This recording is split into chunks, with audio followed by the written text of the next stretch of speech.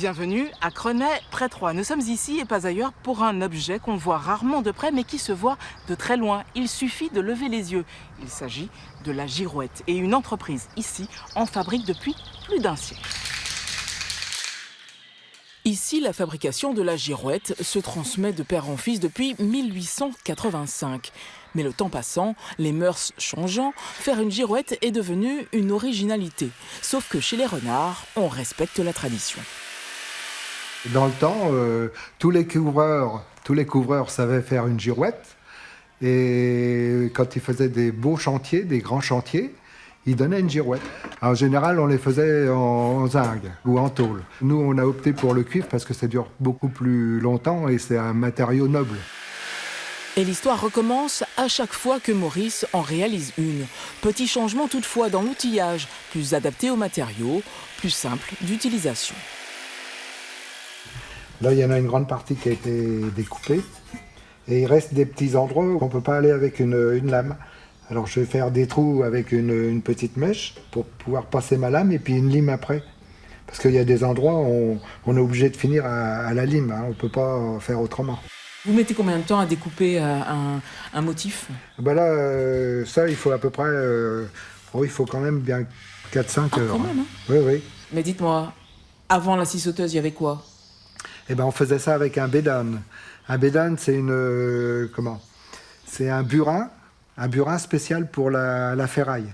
On tapait et on découpait. Moi, je sais que mon père, il en faisait beaucoup en zinc. Alors le zinc, c'est plus malléable et il découpait avec une cisaille. Mais quand c'était de la ferraille, on faisait ça, avec ça. Aujourd'hui, il faut 2 jours pour fabriquer une girouette. La brasure a remplacé les rivets. Assembler les éléments semble dès lors très facile, à condition bien sûr de les souder dans le bon sens. La structure est presque terminée, il n'y a plus qu'à mettre la flèche. Elle ira là? Non, non.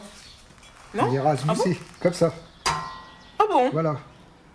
Ça, c'est la partie qui va, qui va indiquer le sens du vent, l'arrivée du vent. Et ça, c'est la partie qui monopolise, qui canalise le vent. C'est-à-dire, c'est ça qui fait tourner la girouette. Ah ouais, Voilà. d'accord. Alors, c'est pour ça, là, la flèche, on va la mettre par ici. À quel moment vous allez mettre les 4 points cardinaux? Ah, c'est après. C'est complètement indépendant. Ah, c'est indépendant, d'accord. Ouais. Mais on les met systématiquement ou on ne les met pas forcément? On n'est pas obligé, mais si on veut pas perdre le nord, faut mettre les points cardinaux.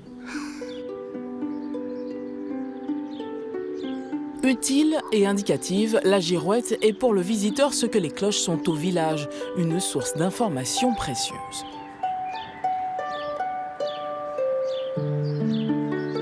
Ça indique la direction du vent, nord, sud, est, ouest.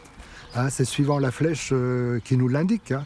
Quand on ne sait pas lire ni écrire, qu'on ne sait pas où on est, on peut savoir chez qui on est en tout cas. Ah oui, parce que la girouette reflète le propriétaire, le hobby, enfin ce qu'on voudra du propriétaire. Ici par exemple à Luyères, c'était la maison du berger. On arrive à reproduire un peu tout. D'ailleurs dans les catalogues, j'en ai à peu près 350 des modèles. Des girouettes pour tous les goûts. Le mur de l'atelier présente d'ailleurs un échantillon de l'étendue du savoir-faire de l'entreprise. Poser une girouette sur sa maison revient à lui offrir une petite coquetterie. Et à l'époque, c'était déjà le cas. Avant la Révolution, il n'y avait que les seigneurs qui avaient le droit de faire des girouettes. Ils avaient le droit de faire des girouettes. Et après, ça a été... tout le monde avait le droit de représenter ce qu'il voulait, un animal, enfin tout ce qu'il veut. Et maintenant, les girouettes, je vois en Champagne-Ardenne, les thèmes les plus connus, c'est tout ce qui touche la terre, la vigne et puis la chasse. C'est les 3 thèmes qu'on demande le plus. Les coqs, eux, restent l'apanage des églises. Et Maurice en a même fait un musée dans son bureau. Tous les coqs de l'Aube sont rassemblés ici. Oui, tous les coqs, il y en a une 50aine, et ils datent d'avant 1850. Ok.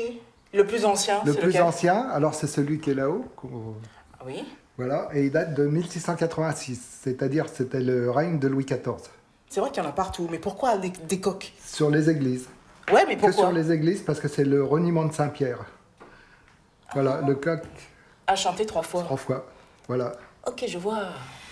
C'est la girouette la plus moderne que j'ai jamais vue. Dans 300 ans, ils se demanderont peut-être ce qu'elle a voulu représenter, parce que dans 300 ans, ils auront sans doute oublié qui était l'araignée la plus célèbre du monde. À très bientôt ailleurs en Champagne-Ardenne. Allez, on leur dit.